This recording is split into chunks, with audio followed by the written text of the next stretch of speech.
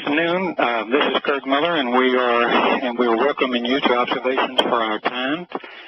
Today, I'll be joined by Larry and Scott, and we're going to carry on a little while on where we left off last week, starting with Proverbs 6 and working our way up to about 6:16. And we thought we'd do a little review just to get us up to speed and make some. And once again, they cover some observations that we've had individually as we've read these verses as well. And Larry, what I was going to start with is I was going to read just real quickly 6:9. We'll read most of these verses leading up to the 7 things that Yahowah hates. And along the way, we can pick out a few little words because I have been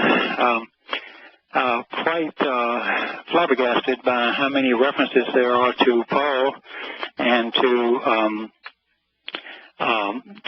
death, the plague of death that we find in things that I never would have thought we would find in so many verses. Where the first time, I think you may recall that the first time we all heard about Chabuk. Remember when he said that Yahowah calls him the plague of death, and that was just mind-blowing. Or at least it was for me. And then now it seems like everywhere you go, if you translate a little bit deeper, you'll find that he keeps calling it the plague of death and plague of death and plague of death. And Christianity, the plague of death, is just amazing. You know, one of the things that I dug up last week was that the son of Benjamin, his first son was Adar. I'd shared that with Craig. Actually, Lisa had found it. And do you know this name Adar is tied to the sun at high noon, and it's also tied to Moloch. The first son of Benjamin. You gotta love it. And of course, Paul says he's a Benjamite. You know, so you gotta love it. You just I tell you, every time you, the more you dig, the more it's. Yahowah talks very, very plainly. Let me go over a couple of things. I'm going to read 6:9 for just a minute. So now I know we covered a lot of this last week. However, just to get us up to speed, Proverbs 6:9 states that for how long and to what extent, inactivity, apathetic and lethargic one, will you lie there and remain inactive? When and what will it take for you to arise and stand up from your altered state of awareness? And we talked at great length on that. And what I was doing is I've been digging up each one of the words, not only just translating them in the normal sense through the lexicons, but I also was looking up the ancient Hebrew meanings of some of the words. And there's where it's translated how long until you rise up. Matei. Matei and ad. The matei in the ancient root comes from MT, and it means chaos and a mark. And I'm thinking the mark of the beast. I'm thinking chaos as in Babylon. As in confusion. Yeah, perfect. And why wouldn't you name your book after Babylon, as in Bible? Yeah, and sure. So it's obviously it's an unknown duration of time. That's why it's saying how long. But it's also one of the meanings is mortal man subject to death. I mean, you just wouldn't think to find those things, but the deeper you dig, you dig. Because remember, the context of this is we're talking about Paul, or we're talking about people who are listening to this horrible Babylon, this horrible confusion. And then when you have ad, the second word, I think it really goes ad matei. It's not only a long period of time, but the actual letters mean see the door, enter, and meet. And a lot of this I found it mentions this a lot of times where it's the doorway to life or keeping people from going into the doorway to life when you start analyzing all the words. It's quite profound. Shukab is a little bit later down when it says, when will you remain inactive? It means to rest and sleep. But another meaning for that is copulation. And the context of this would be the way I'm translating. The context would be of sleeping with the whore of Babylon. It's a metaphor, obviously. We're not talking about sex, but it's the whole thing is warning you, don't go there. Don't be captured by these people. Don't be captured by that confusion. And then the other little thing that grabbed me on that particular verse was, when will you arise, which is a quom. Arise yourself, stand up, and I just made a note to myself, and this is not someone saying, when will you bow down to me? He's saying, stand up, like it always is. It's another confirmation that God wants somebody to walk with him, looking at him eye to eye, not bowing and scraping. Then what I did, Sadak being upright. Being upright, exactly. Yeah, sure. Everywhere he goes, he says, walk with me, stand with me. Everywhere Yahuwah went, he said, walk with me. I don't think, when Yahowah is constantly tearing down the pillars of religion, which is really what I think the story of Samson was about in the end, but he's constantly doing these things by over and over and over and over again in this constant repeat of stand up, let's have a real relationship, let's lose the religion. I don't know what's so hard about that for people, but it seems to be the big issue. That's where the fight always occurs, isn't it? It's in the nature of the relationship. Well, in the ongoing debate, as you're involved with, and discussions that I have with people, and just discussions as that I have with myself thinking about these things, the evidence is just becoming overwhelming. You cannot make God say something different. Based on all this study and all the things you've looked at, see, I've become convinced of this. You do not have to read any of Paul's letters to understand he's a false prophet. You don't even, you just read Yahweh's words explaining him. Yeah. What he says after that doesn't even matter, because Yahweh's already outed him hundreds of different times by the time he ever writes his first letter. Right? Yeah. Well, I was thinking as you're saying that, if you know where the right path is, it's academic if somebody comes up with 29 other trails. I don't care how different they may be. This is the right path. It's right here. Here are the marks along the way. If you're not walking this path, you're not walking with me. Case closed. So everything else, I don't care how many different variations you have of from the adversary, they should be obvious. It ain't that one. It used to have a guy used to say, you throw down a bunch of sticks, you should be able to pick, and they're all crooked, and one of them is straight, you should be able to pick out the straight one. It just isn't that hard. I would think so. Yeah, but you got to put a little effort in, and that's basically what we're saying here in 6:10, where Yahowah says a little inactivity leads to a little laziness, to folding one's hands together in a lethargic manner to rest. Now, there's nothing wrong with rest, except that if you're going to ignore everything, if you're not going to do any of the work on our part, as far as getting to know Yah, to get to know have a relationship with him, if you're not going to look around and see what horrible things are there, then you're heading for a lot of trouble. And I made a little note to myself, if y'all will indulge me. I looked up Yod, the symbol for the open hand, and the door, and a Yod does the work. Hands allow movement in and out of the tent door, and it opens the tent door. And versus, let's say, folding your hands, but you can't do anything with folded hands. Now, that kind of triggers something with me, because you've had a lot of conversations and I with you about you have to do something. A relationship is built on two parties participating. If you're going to just lie there and be a bump on a log, you're wasting your time. There's no relationship there. So, once again, he kind of discusses the same thing. Now, in 6:11, he says, for he will come walking and behaving like a leader or a guide, taking control, and you will lack what is needed. And we have a scarcity of something absolutely vital, needing what you do not have, causing you to bereave and to be diminished.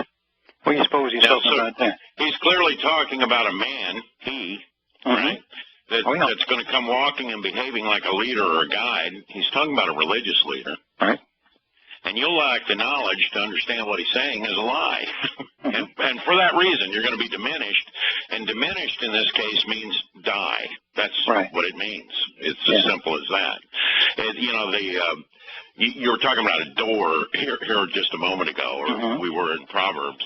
And, one of the more interesting things when you look at the flood is that you begin to understand that there's not 3 decks on this ark. There's there's 3 doors he's talking about. And of course, the religious notion that it's either love me or burn in hell forever, or the other rabbinic religious notion, either, you're amplified into the next life or you're completely desist. Both of those are wrong. In fact, Fred and I was having this conversation today because, the soul is not immortal in the nephesh unless Yahowah makes it so, and he has to do something, and he's only going to do that for the people he knows. So the others are going to be diminished or die, and those who actively deceive, he says he will not fail to punish. Now, since everybody dies, right, a temporal death, or at least nearly. Oh, man, yeah. Yeah, then that's not the punishment because, some of the most vicious animals in the world have died very wealthy men. So, it's not some big punishment here on earth. Their punishment will come in that they will wish to die, like in Dabarim, when he's talking about men that go out and advance the names of pagan gods and put them in his mouth. In other words, saying our God is grace, or the grace, you were saved through grace and faith, which are 2 goddesses, actually. And the Holy Spirit, holy was the consort to Krishna, the Eastern sun goddess, and that to this day is still it's a sun festival called Holy, and that has, of course, nothing to do with being set apart or Kodesh. So that's what he's talking about here. I mean, as simple as that. These people are going to be diminished. They're going to go into that door, which most people go into. They didn't actively deceive anybody, but they were deceived by this guy that came walking and acting like a guide and a leader, Paul in this case, and they're going to be diminished. That means they're going to die. Yeah. Well, and the only way we can avoid that, of course, is the thing that we are most lacking always is knowledge of the Torah. So, he's trying to tell you now that in order to get any knowledge of the Torah, you're going to have to read it. You're going to have to study it. So once again, you cannot be idle on this because when he comes in, you'll just be totally unarmed. You'll have no shield whatsoever. Have you ever heard Yahweh's words before? I hear them in the Torah. Yeah, well, then you have, haven't you? I just don't know where else you would hear them. No. The only place you could, other that you make that argument, you could say, and unfortunately they're written in Greek, is where Yahusha, who quoted him constantly, which is amazingly contrary to what most Christians think. Most everything he said was a quote from the Torah. Or an explanation or the prophets, or the Mizmor, one or the other. I mean, but that's it. I don't know where else you're going to find it. Everything else is twisted. So anyway, as we lead up to this, we've got 6:11, which is a confusing and incorrect man, which that fits Paul to the T. An unjust, a dishonest, a evil, and a vain man, egotistical, deceitful, that's Paul again. An individual who travels about with speeches which are wrong, false, crooked, perverting, and corrupting. That's Proverbs 6:12. And and the guy who did all the Nabi and all that that Yahowah ever talks about, the one that does, his whole thing was how he traveled around everywhere. It's funny how he travels about, halak. Well, we went on last week and we itemized every trip that we are sure he's gone on, and my gosh, this man traveled everywhere. And then we compared it to all the other evil people who tried to corrupt Yah's word and twist it. And there's no one comparable whatsoever that attacked the Torah that traveled around everywhere like he did. He covered just about the entire Roman Empire. So yeah, it's amazing. if you're looking for who this is, it's Paul. Yeah, and you know, when you talk about, I just want to backtrack just a little bit here. When you go back to Yahowah, better known as Habakkuk today, which means embrace this. You know, he talks about a guy named Sheol. It talks about his soul. So, you know, when somebody translates that Sheol, you know, Sheol is not a he with a soul. That's a place, you know, so. And he talks about this guy that's going to go out and he's going to talk in circles about circumcision. Mm-hmm. You know, he's going to talk around and about it in funny sort of ways, and that he's going to be weighed down with all this heavy muck and mud, which, you know, he's talking about religion, you know, and that he's going to constantly be on the run, and Paul was always talking about running. I always felt like, and then it gets into some other, that he's proud and puffed up. I mean, I have never, you know, go read Malachi, go read Zechariah, you know, go read Yahshua.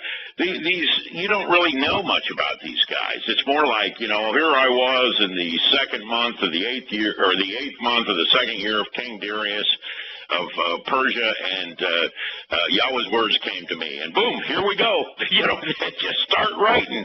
You know, they never talk about how they're a rabbi's rabbi, or they never talk about how they're so knowledgeable.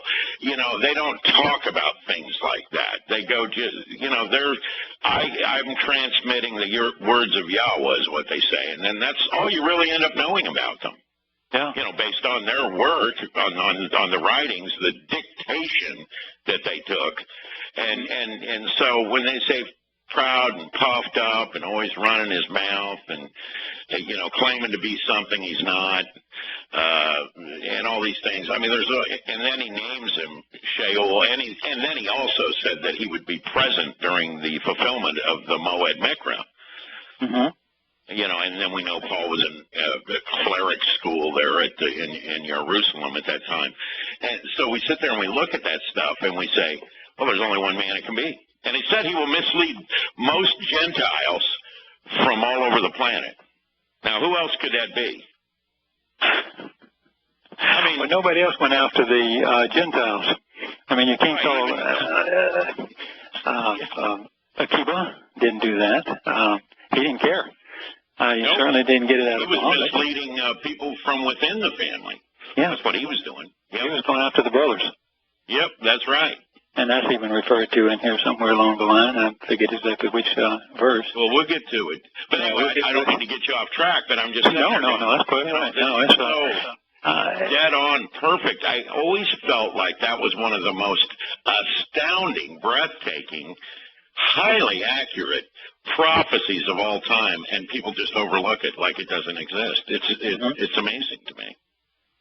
Well, you've got a wicked man, a dishonest man, an evil man, a perverted man, a corrupting man with speeches on 6:12, and you've got who else can it be? I mean, there's no one who claims. He tells us all those things about himself. Yeah, he does. He's a sexual pervert, and he's demon possessed. He claims he says he lies. Yeah, says he lies. He defines himself as a rather evil guy. You know, he held everybody while they were being killed, stoned to death. He's carrying the coats. I mean, how many things do you need to do before you go, wait a minute? This is, but I like your point about most of the prophets and most everyone that I can think of, they tell you very little about themselves. They're just like honest reporters. They say, okay, I was told to come and give you this message. Here it is. Right. Yeah, I mean, that's not a big fanfare. Look at me, I'm wonderful. I bring this message, and everybody thinks I'm glorious.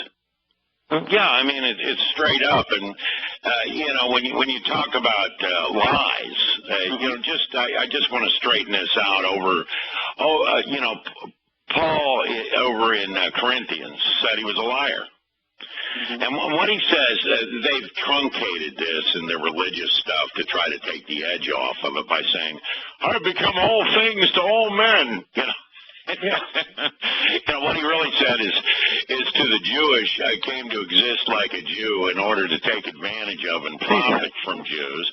And to those under the Torah, nomos, I acted as if I was under the Torah, not that I myself actually existed under the Torah, in order to take advantage and make a profit of those under the Torah. And to the Torah-less, anomos, I was like the lawless, anomos, Torah-less, really is what it means.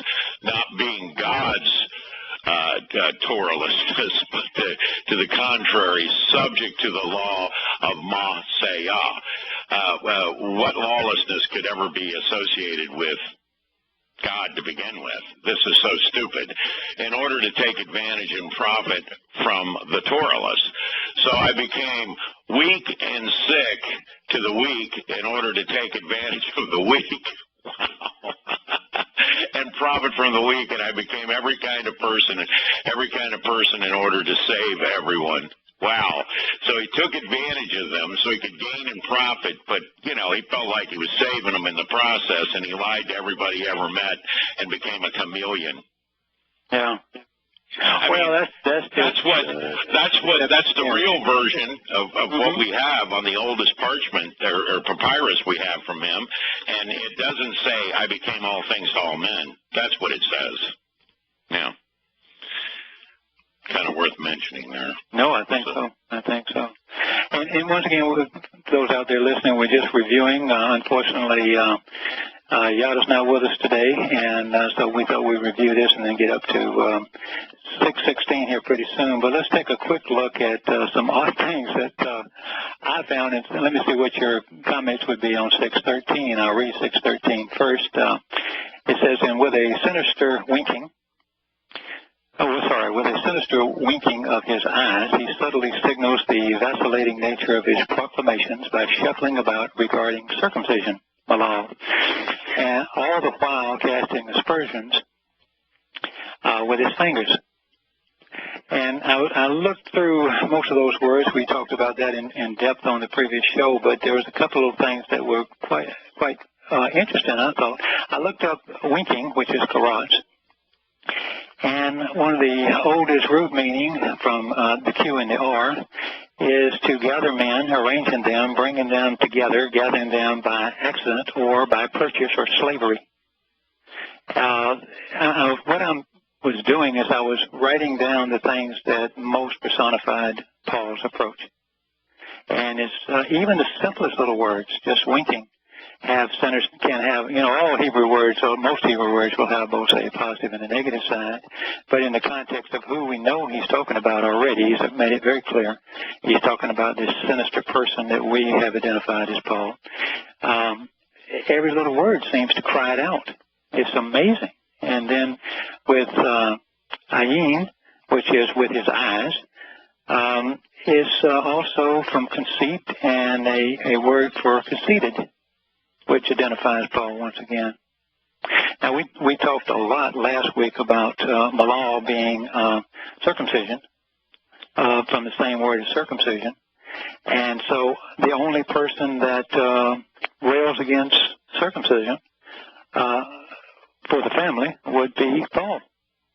Yeah, and off of P46, just so anybody who thinks that they've got some older version, P46 is about 500 years older than the extant Aramaic you can get, which really only goes back to about the 6th century. And P46 was within 100 years of his life. I mean, it's just simply the oldest stuff there is. And in P46, he said he wished all under the Torah would be castrated. And then if I go back to... He's a really angry fellow, isn't he? Yeah, to Chabakok, 2:15-16. Yahweh says this about this man. He says, woe to the one who provides and causes and allows his neighbors and companions or countrymen to drink, and thereby associating them with venomous wrath, but also making them drunk. And that's, in other words, making them irrational. Talking about literally getting them drunk. But he says, for the purposes of observing their genitals, ma'or. Well, he's told us he's a pervert. you know? Yeah, you know. And then he says, when you get your fill and shame of infamy instead of honor and glory, inebriated in addition, you also show yourself unacceptable using circular reasoning to advance the lack of circumcision. That's the way I translate that. So he's using circular reasoning to try to undermine, and this is Yahowah, and he's talking about the same guy here now in Proverbs or the Masal 6:13, and what is he talking about there again? Circumcision, isn't he? Talking around it. Well, you understand, and maybe everyone in the audience doesn't understand, but you understand that the minute you destroy circumcision as an act, physical act, then that person cannot participate in, or male person cannot participate in Passover. You can't participate in Passover, you're doomed. That's the door. Yeah, you're finished right there. Yeah, matter of fact, it's a non-starter. Yeah, we're told not even to invite any male who's uncircumcised into our homes to participate in it. Isn't that true? Absolutely. Well, there you go. And now, obviously, once you go through that door, you will live forever. But unfortunately, if your sins are not removed, that's matzah the next day. If you're not celebrating that, as we're getting closer and closer to that time, if you're not celebrating that, then it avails you nothing to be alive eternally if you can't be with Yah, because that means you can only be one place, and that's with Hasatan. So, but you can't even get started along this journey until you're circumcised as a male. And yet he's shuffling about regarding circumcision, and the reason he says he's shuffling about, talking around, going no argument here. I mean, it is or it isn't. So. Yeah, right. But remember, because he was so embarrassed at the Jerusalem summit, he had to go circumcise his boyfriend. Remember that? Young Timothy, the only man he ever loved. And of course, he was circumcised as well. Yeah, so he went and had to circumcise him, even though he fought against it. Then he ended up having to do it because of straight embarrassment. You know, I mean, they had him. There was no way he was going to talk his way around that when he was talking to, elders like Shimon, as an example, or Yalkanan. I mean, you can't talk your way out of that. And so he had to relent, but then as soon as he got away from them, what did he start doing? Running down circumcision again. And that goes right back to the way the guy said, well, if I was around the people that observe the Torah, I pretended to be under the Torah. And that's how he looked at the Torah, too. It's very convenient when he needs it for his argument. Yeah, it was just a burden to him. Like a politician today with the Constitution, they'll quote it only if it pertains to what they're saying. Yeah, why they break it in half the rest of the time that they're governing. I ignore it completely. So, absolutely. I wanted to add one more interesting word in that I looked up that I thought kind of revealing. And most of this is just my digging up a little deeper to find a little something. And it may not interest everyone, but it certainly tickles me when I run across something like this. But in this verse, we said the nature of his proclamations by shuffling about regarding circumcision with his stance, all while casting aspersions. Now, with his stance was regal. So I looked up regal, which is usually translated in English Bibles with his feet, which is fine. But and obviously a leg is the terminal part of your, the terminal part with your feet, is the terminal part of your leg, rather. But you also find in the oldest definitions, it also that word refers to be afoot on walking through a foreign land, which is telling, usually in the sense of spying. It's also walking to trample. Oh, I'm sorry. Like a wolf in sheep's clothing. Yeah. To trample another with the tongue. Okay. Where would you find that definition in a Bible? I mean, in a dictionary, if you were looking up feet. Amazing stuff you can find. Welcome back to the second half hour of observations, and I was going to finish one little thought, Larry, just because we're uncovering little gems in the words that Yahowah chooses to tell us, to give us his advice on how we should live. This word regale, trampling people underfoot with your tongue. I mean, obviously these are words that are being spoken that are misleading by this person who really seems to have a problem with circumcision. Doesn't have a problem with castration, though, if you look at T46, where he wants people under the Torah, as he puts it. Boy, talk about a religious look at things. Castrated. So, anyway, go ahead. No, I was just going to the last little thing. If when we had just covered what you had just stated about trampling with the tongue, which obviously would describe Paul to an nth degree. But in the Paul intensive form, it also, when used that way, it is to spy, it's backbiting and slander. And who is he spying on? Well, there's incidents of that, but he's also the most important word in that little group is slander. He slanders, he lies about everything Yahowah says. He slandered Shimon, too. I mean, he slandered. Oh, yes, that's true. You're correct. He hated him. Said he hated him. Yahuwah later. Oh, yeah, said he hated him. I stand corrected, yes, indeed. So then if we move on, and we're just doing a slight review leading up to the things that God defines that he hates, or Yahowah defines that he hates the most, and we're up to 6:14. Have you got that in front of you? Yes, I do. Okay. Do you want to read that with confusing and false perceptions? With confusing and false perceptions, which invert reality in his heart, he devises and inscribes antagonistic schemes without consideration of their consequence. And let me go down here, which are evil and adversarial and everything, continually creating controversies and contentious strife. As one who claims to be sent out as a messenger to do away with something important. Wow, there's a lot there. Something important. Would the Torah be important? That might be a start. False perceptions.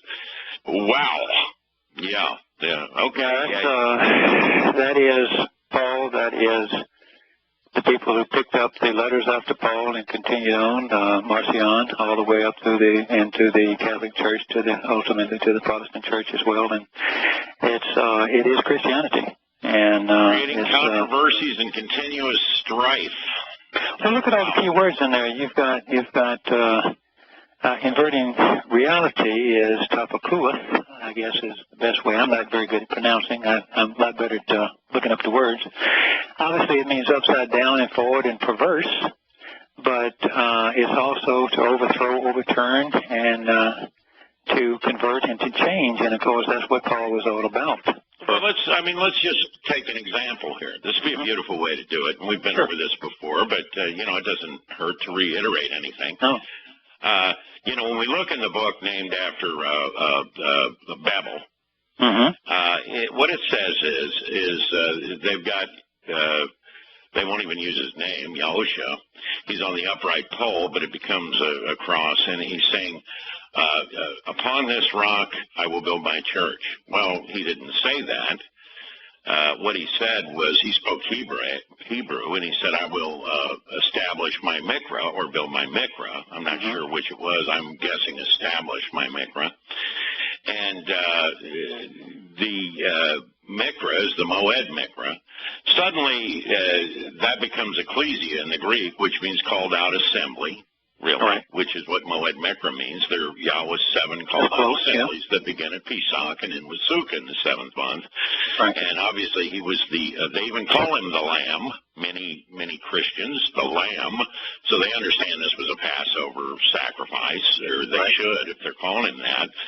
And so when we're at this point of the game, and he's saying, I will establish or fulfill my Mikra here, suddenly the ecclesia, the called out assembly, that would be a close to Moed Mikra, and I would have basically the same understanding reading both. Suddenly that becomes a church, which takes on a divergent meaning altogether.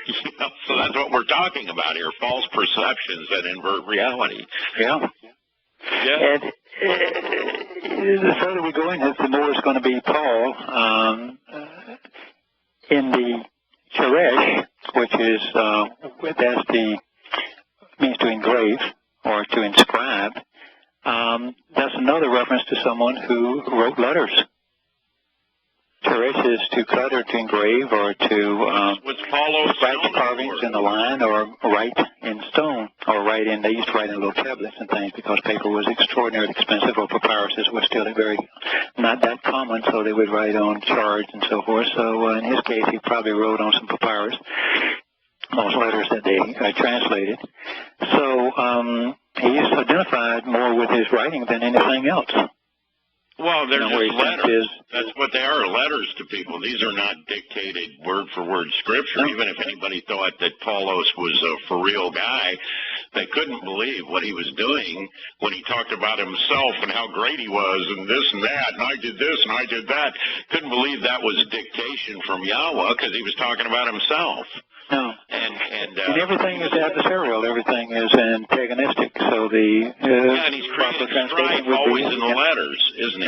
Yeah. Isn't he? You know, he's always attacking the disciples, isn't he? And sticking up for himself and all this stuff. And so when I look at those letters and the word they use in these churches today is what? Epistle. But what does epistle mean? It just means letter. That's all it is. So that's exactly this guy's writing letters. Yeah, they ain't something written in stone. And it's certainly in the scroll of the Torah. And it gets even clearer as you go to Rav, which is adversarial. I just throw that out as a mention because what does Hasatan mean? He's the adversary. Absolutely. So, I mean, he's leaving. I don't know how many breadcrumbs we have to find before we can find our way to the Passover door, but it ain't your fault if you don't. I mean, all you got to do is keep reading it. And he's always creating controversies and contentious strife. So, Madonna or Madayim is the same. So, it just, let's see if I had, Madonna, of course, is strife. I'm just going to go over to my notes if y'all bear with me.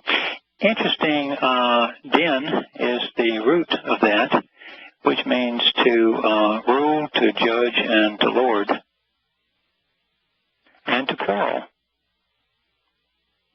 Yeah, Dan. And it means to also, in the Madon, with the way it's written, with the M and a D and a O and a N, a nun, it means to quarrel over the door to life.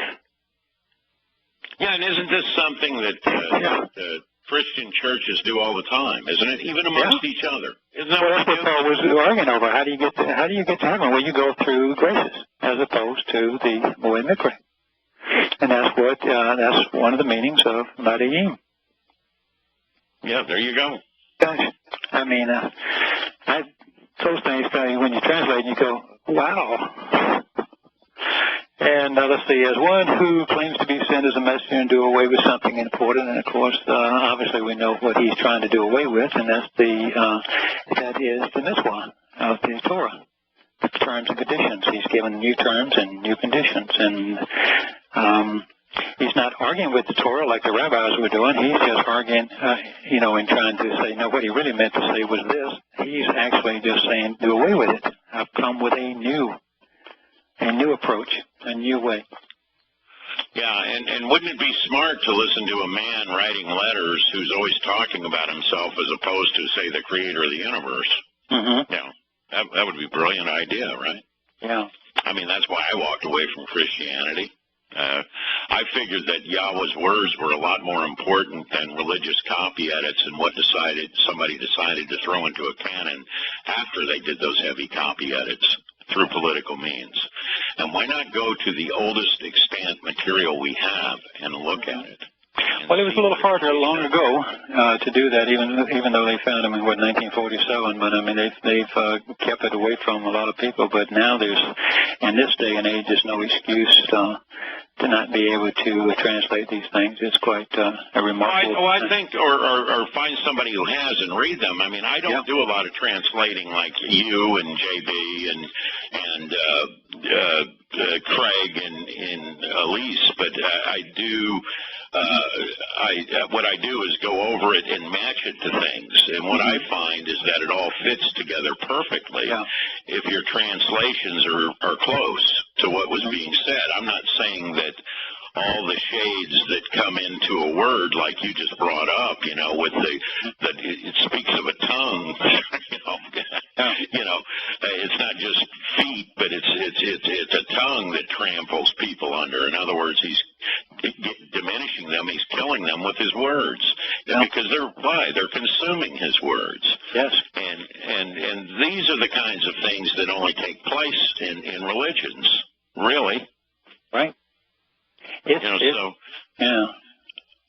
got to be a pretty major religion for Yahowah to continue to be talking about this particular guy all the time. Well, when we first found Chabuk a couple of years ago, or wherever long ago it was, and y'all were talking about that on the Friday show, and Terry and I remember we were listening and going, wow. And he was kind enough to send us the copy, and we read it, and it just went on, and he was still in the process of finishing off some parts of Questioning Paul. It was in March of 2013, I think. Was that, okay. So, well, that's about 3 years ago then. I was saying, wow, that's like blatant. Since he started observations, and then a few months ago when he was still Shattering Myths program, and we were going over some stuff, and regardless of whether I jump in much on the thing, I do this because I want to know what it says to the best of my ability, just because it's fun. I mean, it's really fun. That's your bailiwick. It's cool for me because for so long I've had to take what somebody else said. This is what truth is because I said so. Yeah, right. And Kirk has never been that way. He's always said, this is what I translated. This is why I translated. Here's the words that I translated it from. Here's the ones that are from the Dead Sea Scrolls. Here are the ones that we don't have an extant copy in order to get from the Dead Sea Scroll on this particular passage. But every time this is translated 29 other times, this came out this way, da-da-da-da. So he gives you enough information that you can find it very trustworthy. And if you only looked up a few words here and there just to satisfy yourself, you would find that, yeah, that's what it says from all these different verses, all these different lexicons. However, what I got kind of a big kick on was Yahushua kept saying, don't change a jot and a tittle. And I said, well, what's the original jots and tittles? So I went to those and found out they have tremendous meaning. And the more further back you go with the ancient meaning of Hebrew words, it has some magical things, in them that you go, wow, who could put that word together with that and come up talking about Paul like that? I mean, that's genius because his trampling with your tongue was another one of those. So to me, they're all little aha moments, and just it's worth the thrill to go do it. And I encourage everybody to try it now and then. And I want to say this too: even if we were talking to somebody that was confused by Rabbinic Judaism, okay. Let's say, they were confused by Rabbinic Judaism. Okay. These words are so clear and about who they are, and the prophecies are so perfect that you might want to rethink your position and start looking at a lot of Yahweh's words as prophetic. I don't know how a rabbi could argue with this. No. I mean, do they have a different language? Yeah, they do. It's called modern Hebrew, and they do all kinds of confusing. But I mean, it's like trying to compare a Bible to, Yahweh's words in a DSS. I mean, it's just ridiculous. I mean, the two don't even say the same things. They just don't. It's so twisted, but anyway, it just it's a fabulous thing to do. And once again, I encourage you to try it every now and then. The people out there that just because. And I do that. I mean, even as an example, looking up Adar as an example, and finding out that this the first son of Benjamin was involved in Moloch and sun worship and all this other stuff. That's what the name's actually tied to. And and then you find out his mother was a clandestine conspirator, because she was a Canaanite. Yeah. Yeah, you gotta love it, you know. And you have to remember, this is the Benjamite we're talking about. And this the wolf and this guy, you know, and what did Yahowah say about Benjamin? He said he's a wolf that rips and tears and ravages. And then Yahowah comes along and talks about the wolf in sheep's clothing. And I mean, and if anybody listening to this hasn't come to some conclusions by now, you better go be checking it out yourself, because you're going to find out everything we're saying is spot on. Yeah, go to Christian Paul. I mean, where he lays out, I mean, it was about 1,500, 2,000 words, you know, just, or however many pages, hundreds and hundreds of pages. It breaks it down piece by piece by piece by piece. And then you'll be able to do a lot of the same stuff here. It will all absolutely make sense. What I may not have said a little earlier is I couldn't believe, as we went through all this, after Chabuk, I thought, well, that was some isolated cases about Paul. I'm telling you, everything we've been doing in the book that is now being written, called Observations for Our Time, it's got Paul all over it. Yeah, that's important, because he has misled billions. Yeah. Rabbi Akiva misled millions. Yes. Muhammad and Paul have misled billions. And billions are pretty important. You know, not all those billions of people are going to end up being very important. Most are just going to become dust of the earth. Their life will be over, and their soul will be ended. Yeah. Right, but Yahowah, you know, he's already had a relationship with the people that are going to live, because his past, present, future are all the same.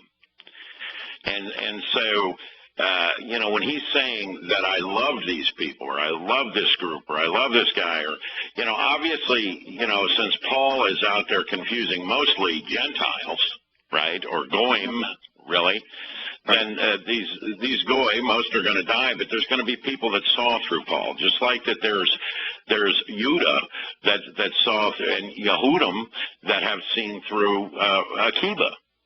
Mm-hmm. You know, and so these people are loved. They're loved before, you know, in fact, Kirk, before you ever knew Yahowah, he knew you. That's what I would tell you. And I would tell that to anybody who knows Yahowah. I mean, that's just the truth of it, you know, and that's because, you know, we're a part of his future already. We just don't know it. Yeah, it's hard to wrap your brain around that, even if you can understand it logically. But it's a little hard sometimes to think, my gosh, you're light and you can see the future, the past, and the present, and the future are all right there before him. So he knows who will respond way ahead of time. There are time light scholars, as you know. And light, being the fastest thing we know, is the essence of time. Right. You can't have time without light. And he created time. Thus he created this dimension. And time, you know, we can look at it as our blessing or our burden, or however we want to look at it, but time is limitless, you know, in both directions. But if let's say, Kirk, you and I had spent 6 months together eating and camping out, and our families together, sharing information and enjoying dinners at night and all this other, and having good laughs and everything, and somebody told me that Kirk was no longer going to be in your future. Now, since special relativity says that the past, the present, and future, you know, they exist. That's why I said I exist. You know, I mean, you know, the very word that is the basis for Yahowah's name, existence. Yeah, exactly. And so, you know, if you told me that, and somebody came along and made sure that Kirk got the proper information to stay on that road to meet me, I'd be forever thankful to them as well. So, you know, what we do within the parameters of the family to keep sharing the words, reinforcing the same things, and the stuff might sound old to people, I don't know. I'm always excited to see it over and over again, because all it does is reinforce that we're not making a mistake to begin with. So. Yeah, I'm very much that way, yeah. It's just, as an old debater, I was an old debater in high school, and thought about it in college for a little while, and then went into art. But so it was I like to think that way. You know, if you take a good argument and flip on both sides and see what you can do. And so I think in terms of when I do this, all right, I'll take the negative position on something and say, well, wait a minute, what about? And you just can't debate, y'all. Massive understatement, I know. But doesn't sound like a Bible anymore, does it? You know, I mean, he's just straightforward in his speech, and this is very important because these delusions that have turned everything upside down and backwards, in other words, a family relationship becomes a religious institution. What does one have to do with the other? And the answer is obviously nothing at all. You know. So, and again, when you say with his confusing and false perceptions which invert reality in his heart and things like this, we're still talking about a one guy. Yeah. Right? They must focus on his one person. I mean, there's some bad dudes out there, Muhammad and on and on and on and on, and Kiva too, and Maimonides and Buddha. You know, he did as much damage to the Indians, they didn't get to hear anything. So, but this is the guy who is the most deadly, obviously.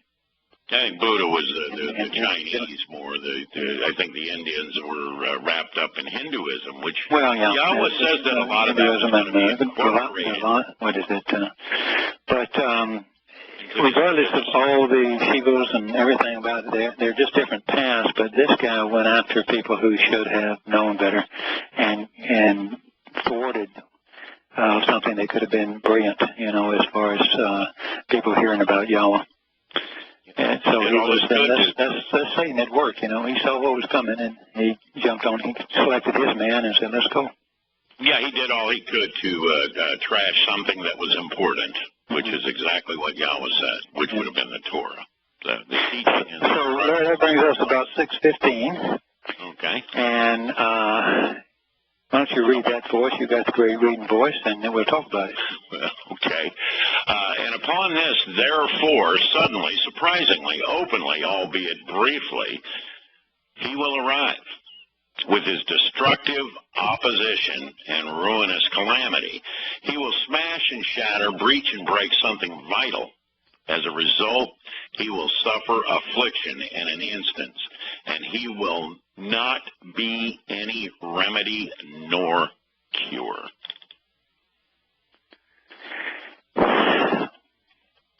So if you follow him, that last one is the Ayin Marpe, which is there will be no remedy and no cure. Of course, Marpe is healing, health, and cure.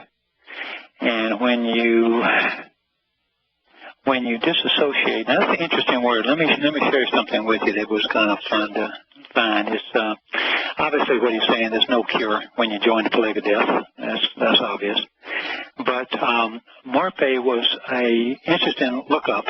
It means healing, and it's written as a mem, which is an M, a R, a rosh, and a mouse shape, a pei, and a aleph. And it's a funny thing when you get to the roots and everything, or different associated words. If you separate the M, now the M we often use because it means water, and healing water and cleansing is a universal solvent, and it also is used in the description of the set apart, the Ruach Kodesh, the set apart spirit that brings us life and protects us. When you separate that and you're left with a roach pei aleph, then you get dead or deceased. That ain't good. I don't expect to find that stuff when I look at that. Yeah. I mean, harshness, anger, hostility, it's all in there. Why not death, too? I mean, no stability, no peace. No matter where you dig, he says the same thing over and over from every different way, like a good teacher would. Yeah, I approach a lot of things when I teach. Incurable usually leads to death, and I mean that's where it's at. And and when he says all of a sudden like that, I like that because we're so used to. Let's say I make a mistake today, or you make a mistake today, and then we can go back, we can reconcile that, can't we, with somebody? I mean, we can make it right, we can fix it, or at least in most cases, you know, especially if it was an accident or something like that. It's not something heinous. You can't fix something like that. No, you can't. I messed up on the recordings last week, and I heard about it endlessly. Yeah, I hear you. But, you know, we can of course always fix things. But, you know, when you're finished on this earth, I mean, when you pass away, when you're dead,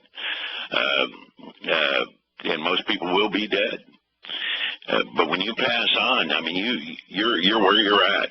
You've made your bed. There's no talking your way out of this one. No.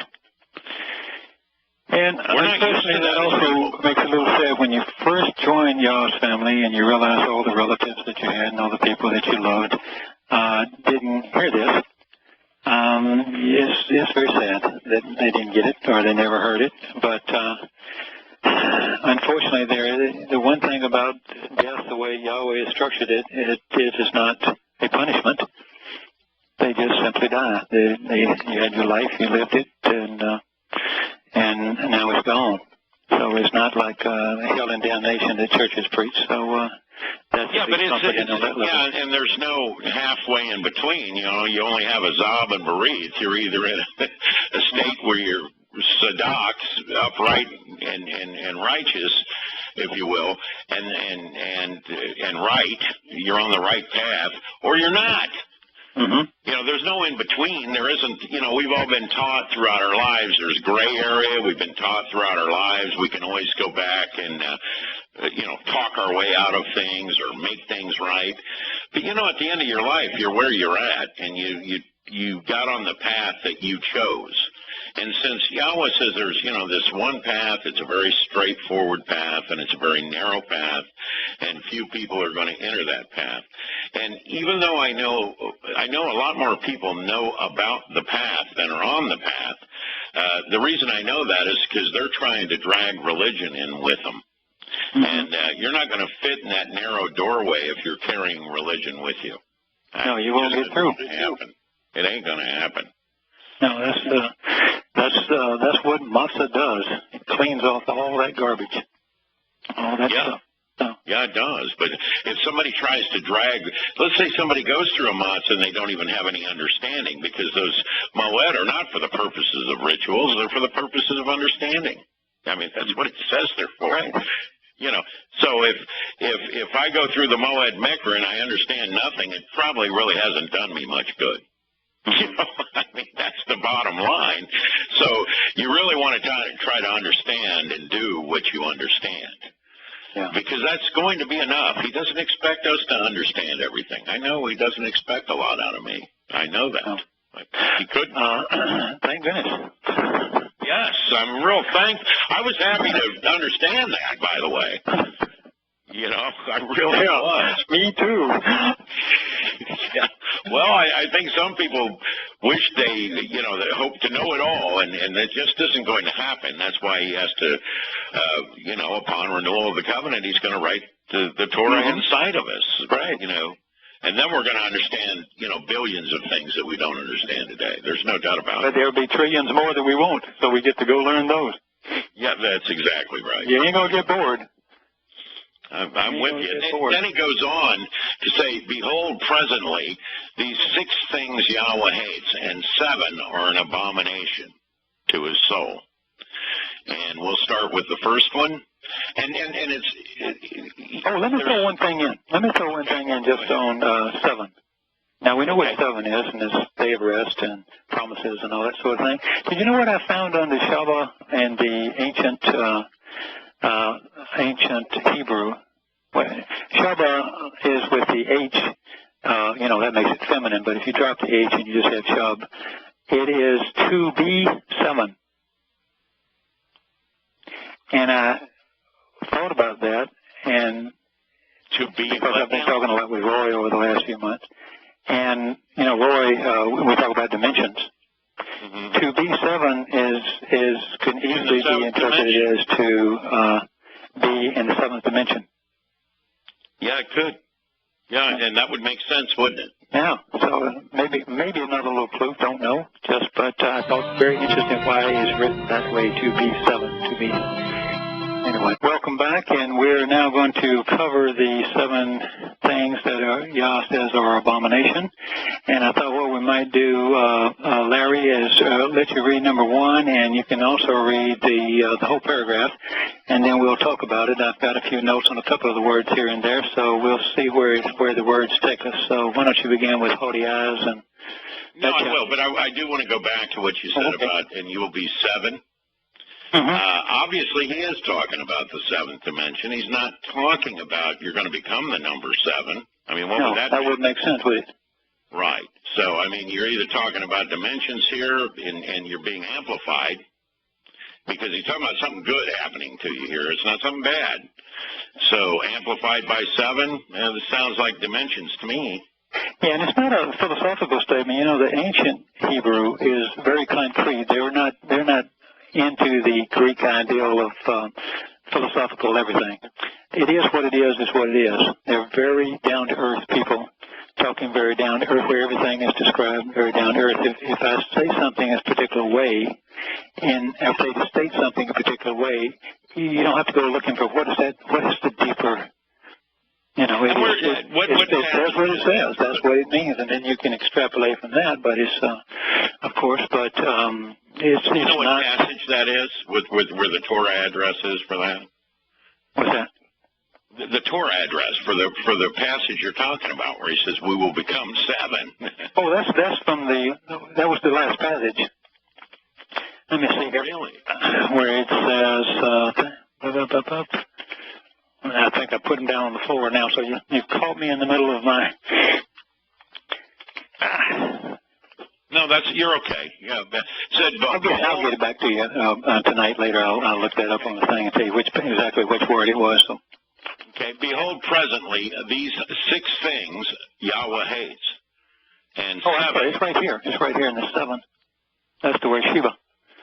Yeah, that's Sheba right there. And 7 are an abomination to his soul. Now, these are negative things here. Yes.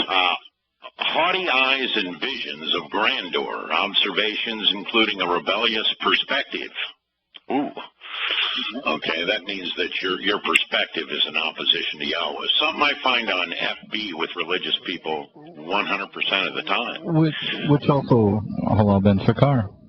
Right. Pretty great example. Yeah. A deceptive tongue, that's number 2. Okay. Number 3, and hands that shed innocent blood. This is a bad thing. You know, people, I look at a lot of these whodunits, and at the end of them, if they're religious folks, usually you get this nonsense where I've been told I have to forgive them, for raping and murdering my 5-year-old boy. So I'm going to do that. Okay. Well, that's not Torah. Last I checked, Cain was kicked out of the family when he murdered Abel. That's what happened to him. He wasn't forgiven. He's not going to be forgiven. He was kicked out. A heart which devises and writes. So he makes something up and he writes about it. Troublesome, idolatrous, unjust, false, and evil plans. Well, what could be more idolatrous than a sun god worship, which is what Christianity has become? Yeah, since Halal Ben Shakar means the arrogant son of the morning rising sun, and since Baal, alias Ha-Satan, named Halal Ben Shakar, always hid in sun guises, in religious guises, either as the moon or the sun or the stars, then I think that's getting right to the heart of the matter. I do. 5, feet which rashly and impetuously run to and fro, darting about to approach that which is evil. And well, if your life is getting to you, then you have to run around to the next town and pick up the next sucker. Isn't that what a lot of preachers do? Yeah. And you approach that which is evil. Don't they run to churches? Keep going. Yeah. Or the next religious holiday festival. A maligning soul whose breath utters sedition, breathing out slanderous and deceptive testimony, which incites the deluded to worship false gods as a false witness. And 7, and then one who claims to be sent out as a messenger to do away with something important, creating controversy and contentious strife between brothers. Yeah, now there's the key word. That was the one I was referring to earlier about the brothers. I mean, that's so helpful in identifying or putting the exclamation mark on this is Paul, this is Shaul, because the others weren't worried about changing, attacking the brothers or changing their way the way Paul was. He went right into the disciples and took them on. He lost, but didn't seem to slow him down much. He just took his message somewhere else. But if this ain't Paul, as they say in the South, then grits ain't groceries. Yeah, right. I mean, let's see, he did everything absolutely wrong. He's got people today quoting, the gratia or the grace. That's what it means. Gratia. Those are the saved by grace. Gratia. Yeah, the pagan deities of charm, splendor, and beauty. They're naked statues. Adorn the walls of Pompeii and also the Acropolis. Their naked statues are out in front of the Acropolis. So when somebody tells you that they're saved by grace, they're damning themselves, which simply means separating themselves from Yahowah with their own tongue, because they've been taught to by somebody who lied to them. Well, let's look at 1 through 7 and see how much power is in each one of them, and I think we'll come to the same conclusion that we just stated. But the holy eyes and the visions of grandeur, that's not like any prophet I've ever read. I mean, if anything, I'm not, most of the time they would say, I'm not worthy of this. I don't have that skill set. I don't have the ability, the great voice to, as Moses said, to do this, to be announcing this. I don't have, I'm too young, one of the prophets said. These weren't exactly, or maybe, I forget. But in any case, it's probably Jeremiah. Holy eyes and so forth. So, but this is a guy who sees himself as grand. He sees himself, because remember, we're still talking about the same one guy that's going to rush in and do this. Holy eyes, visions of grandeur, observations including a rebellious perspective. You can't get much more rebellious than Paul was. He absolutely turned everything upside down. I want to do this just so people can compare. Okay? I'm going to look at how Zechariah opens up in Zechariah 1:1. I know he's a minor prophet, supposedly, but he got murdered for what he wrote here. So this is probably, or what he shared, what he took in dictation. It was the 8th month in the 2nd year of King Darius, when the word of Yahowah came to exist with Zechariah the Nabi. That's prophet. There you go. That's how much talking about himself Zechariah just did. So would you describe that as arrogant and egotistical? No, I would describe that as somebody who's actually penning a letter for Yahowah as opposed to themselves. Yeah. Yeah, that's and I'm looking down here for Malachi. Just give me 1 second. I'm going to give you that too. Sure. Simply because this is how it's really done. If you're a Nabi and you're writing on behalf of Yahowah. Yes. Let's see. Here we go. Now this is what Malachi, messenger, has to say. The prophetic pronouncement of the word of Yahowah to Yisrael in the hand of Malachi, with love to you all, Yahowah, says Yahowah. That's it. That's it. That's it. Nothing like I'm the greatest guy that ever lived. I know more than you do inside and out. Let me tell you what I say. None of this nonsense. Oh, but I say. Yeah, or but I say, or ego does not say. But I say. Oh, okay. Okay, pal. So I want to point that out. It's very important because, we're talking about a very stark contrast here. It's stark. You know, you look at the letters of a man who talks about himself, his importance, what he knows, how he's forgotten more than you know, and on and on and on and on and on and on it goes. And then you look at people who speak for Yahowah, and, you know, they're more like Moshe, who says what? What does Moses have to say? He says, you know, can you pick somebody else because my tongue is thick and I don't speak very well. Matter of fact, okay, if you're going to pick me, is it okay if Aaron does the speaking? Yeah. My brother over here, because he can talk better than I can. Yeah. There you go. Yeah, that's hardly the giant attitude, egotistical attitude. Well, that's three of them. Then we just put up Moshe, we put up Zachariah, and we put up Malachi. And if that isn't enough to get you to know where these guys well, look the other stuff, you find the same you're thing. stupid. That's the one thing that was really impressive about reading Yahowah when Yahowah is talking about himself, and he says, you know, and I thought, you know, I kept trying to build him up. You know, he kept saying, you know, I'm not important. This is what the word is. Here's the translation. This is the only conclusion you can draw based on this and the grammar and the this and the this and this, and I'm going, man, you're sharp, but it ain't gonna come out of his mouth. Right, and you know what? From my perspective and your perspective, probably Scott's perspective, you know, one sharp dude. Craig is pretty sharp. Yeah. I mean, nobody's going to accuse him of being stupid, at least, you know. But he just doesn't like to hear it, and that's. Well, I don't think his attitude would have let it be any other way. I mean, he understands what he's doing, and he is not like none of us are. A conduit for Yah to speak through us. We're simply looking at what has already been said, already been declared by the prophets and the Psalms. We're sharing words. And we're just sharing it. And unfortunately, we have to go through a lot of hoops because we are predominantly speaking English. And it was written in Hebrew, and it was even written in older Hebrew before they changed so many things. You know, sadly, the people that speak Hebrew today don't get this. You understand? I'm thankful. Yeah. For this, because I would have took, you know, Torah as being a law. Sure. You know, I mean, that's how they look at it. And yet, Yahowah said that the Torah is what freed him, or excuse me, don't. You know, laws don't free you. Mm-hmm.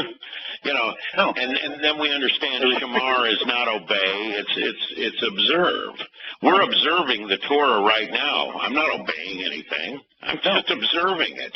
And what did he ask? He asked us to Shamar Torah. He said, study what I've got to say, come to know it, and then you can respond to it. That's the deal. It's not a bigger deal than that. That's it. Yeah, I mean, does he expect you to have a pure heart? No, he knows me better than that. Yeah, I would think so. He knows me better than that. I know that. So, you know, he's not asking us to be worthy or make a sacrifice. Or bow down. Praise me every day. Or praise it anywhere, guys. You can't find it. Right. It's just not there. And so once you begin to Shamar Torah, you begin understanding what? The nature of Yahowah. You're right. And it turns out but he's just what kind of relationship he wants. Yeah, and it's not just what kind of relationship he wants. You know, I'm sure there'll be a different relationship with Kirk than there will be with Larry and there will be with Scott. I mean, the reason I say that is I've got 4 kids. I love them, but I have a different relationship with all of them. Or they're different characters. Right. I mean, we're going to have a different relationship with anybody. Nobody's relationship's identical. I mean, it just can't work like that. But there is only one way to get there, and that's, he says that he's wanting to meet the people who what? Want to meet him. Right. I mean, you actually have to want to meet him. Yeah. I mean, you're talking about the creator of the universe. Of course I want to meet him. Yeah. But, you know, if you're ever looking at Yahowah through the perspective of religion, boy, I would think you'd be scared as hell to meet him. I would think. I wouldn't want to meet him. That's not far removed from my old concepts. You know, it's like trembling in fear. Yeah, because this is the God of the universe, and, you know, I've made a lot of errors, therefore. You know, so you take we just ain't that way. Yeah. They even take a passage from Dode in the 119? In the 119th, where, yeah, exactly, where he's talking about my skin gets goosebumps out of excitement thinking about you. And they've got him fearing and trembling in fear. You're going, what? What? Why did you do that to people? Well, that's what this show's about. We're observing the reality here instead of holding up some goddamn religious deity that none of us could stand anyway if he were real. Now, Larry, that concept, of course, that concept comes from number 2, which is a deceptive tongue.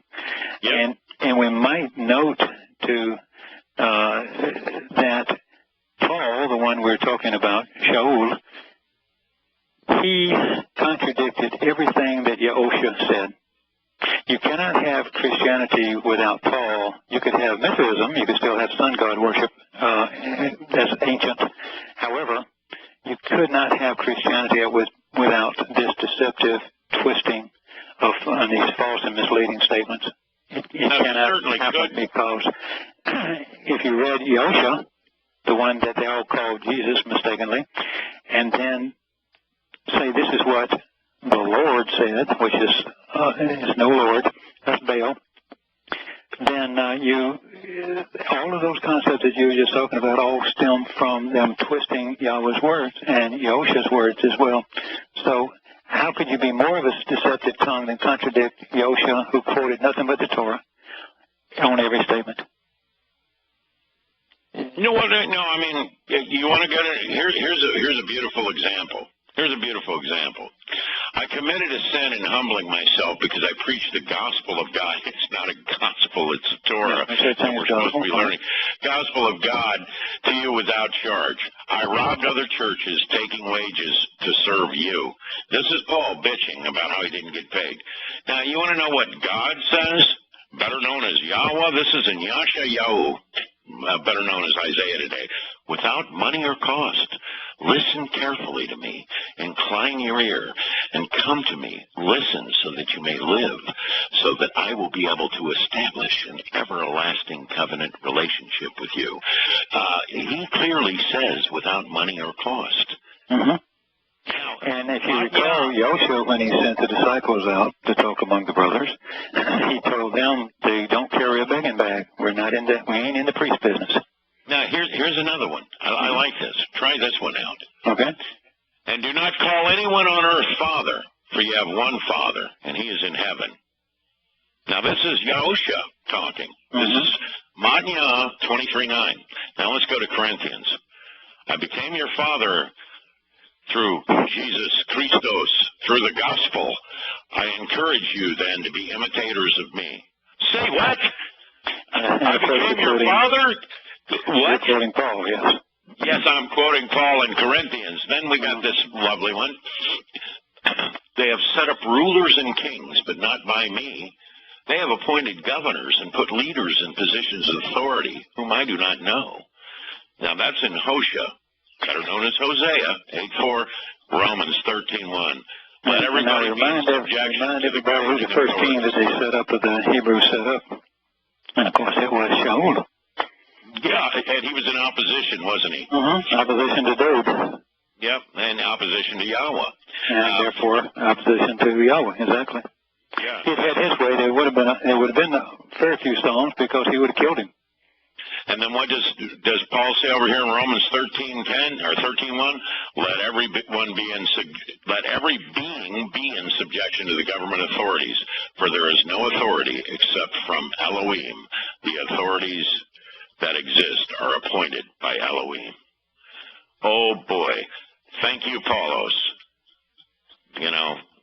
Yeah, well, it took me a while to find the book, my old copy of Josephus. It's about 185 years old, so it's a very old book written in very small print. I was trying to dig up those numbers for you that we talked about last week, and unfortunately I haven't gotten to any big numbers yet.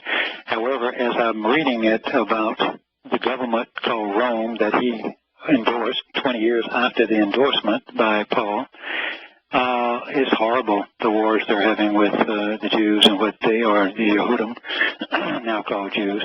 But the destruction is, and the approach they have, and is awful. And this is what we're supposed to think God sent and approved of? Give me a break. No, I don't think that at all, because God says something completely opposite, obviously. And I guess this is what idiots that can't let go of religion think. And then you've got the new people that what they do, and this is an important aspect of the hustle. What they do is they take a book that basically copies, really the Texas Receptus is what they copy. So it's a 1515 translation, and then what they do is they write it back into Aramaic, and they go, here's the original, it's in Aramaic. Mm-hmm. And then they change Paul's words, and he's being misunderstood. Mm-hmm. They rewrite it. Well, then, he goes on to say in Receptus, because it has the same mistakes that the Texas Receptus has. Well, it was a fraudulent thing to begin with, and it's been, if you Google that and really study a little bit, you find what a stupid thing that is. They just did it for money, and whatever the priest wanted, that's what they wrote in there. I'll interpret it whichever way, I'll translate it whichever way you want it to come out, and save your passages even if they're not in the old Greek or the old Hebrew. So it was a major fraud, which just went back to deceptive tongues. Then of course it goes on, and the hands that shed innocent blood, and we've just talked about that. The stoning of Stephen, wasn't he? Yeah. Well, not only that, but you think about it, when you're endorsing Rome, and Rome eventually wipes out Jerusalem, and then a few years later, in 133, after the 70 AD, that's what, 53 years later, they absolutely destroy all of Israel, all of the that area, and take everyone into captivity that they don't kill. They crucified about 250,000 Yehudim right there. Mm-hmm. It's just, I'm sure we're going to find there's hundreds of thousands in the captivity, and probably, I don't know, it could be 1 million or 2 that were actually crucified or just killed in the wars themselves. But all of that bloodshed also gets to be laid on these guys that twist, and also Maimonides too. Not Maimonides, but Akiba, who started this war. And then we've got, as you read earlier, a heart which devises and writes troublesome, idolatrous, unjust, false, and evil plans. And of course, that is the gospel according to Paul. Wouldn't you agree? Yeah, sure. It's God's spell of gratia, the gospel of grace. The God who casts spells, that's what gospel means. And you cannot have anything that's more unreliable than what, and that's Awon, that's the translation, more unreliable than what Paul wrote.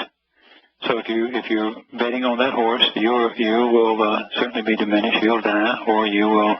And if you're peddling it, then you get to be in show with Hasatan. And then once again, as we're putting all the nails in this coffin called Paul, the feet which rashly and impetuously run to and fro, darting back and forth to approach which is evil. He ran back and forth as we talked earlier, and that's obviously the reference to Paul. No one really fits that description like Paul does. Most of them that traveled very far were Romans and stuff, and they weren't the ones who were twisting the Torah to begin with. So, and with that, and then where are we now? Up to number 6, a maligning soul which breathes, utters sedition, breathing and out slanderous and deceptive testimony, which incites and deludes to worshiping of false gods. False gods, a false witness. Well, the false witness obviously is Paul, and who brought everybody back to Mithraism? Who brought everybody back to the sun worship? Who got the gospel of grace? I don't think there's a pagan Roman or a pagan Babylonian God that he didn't like. No, it's loaded, whether he's talking about faith. Yeah. Faith is from fidus. We know that the real word used was knowledge, knowing, yada, knowing in a relational sense, really. Yeah. So they changed it to, right. If you know something. Yeah. Yep. And they changed that to faith. Faith is fidus. That's the Roman goddess of loyalty, actually. That's what faith is. Now, Yahweh, if you recall, he said there were 6 things he hated, and 6 things are abomination, and 1 thing, and plus 7 that he hated. Here's the big killer. I mean, God hates this. I mean, it's all over the Torah. And then, one who claims to be sent out as a messenger to do away with something important, obviously his Torah, creating controversy and contentious strife between the brothers. If Muhammad wants to do his thing in Arabia, that's too bad. If so-and-so over here wants to do something there, but one who claims to be a messenger of Yahowah in Israel, causing strife among the brothers and having them fall by his twisted message. Yahweh hates that. I mean, this is non-forgiving stuff here. And if you look over what we've covered, if you're looking to say who is this person he's talking about, is how can it be anyone else? Maybe you can surmise what we've covered so far a little bit. Well, I mean, basically what we're talking about here is somebody that he cloaks himself in grandeur. His perspective is in opposition. He lies, which we went over how he lies. I become all things to all men. You're really taking the edge off things. His hands shed innocent blood, and his hands that shed innocent blood, what he passed on didn't just get billions of people killed, but he literally was involved in the murder of Yehudim. Oh, yeah. Personally, his hands. He literally hit man for the rebels. Yeah. And a heart which devises and writes idolaters, not just evil plans. He put all his stuff on letters. He wrote it literally. Going back to and fro, he was the guy doing all the traveling. Mm-hmm. And a maligning soul that is slanderous and deceptive and so forth, and leads to the worship of false gods.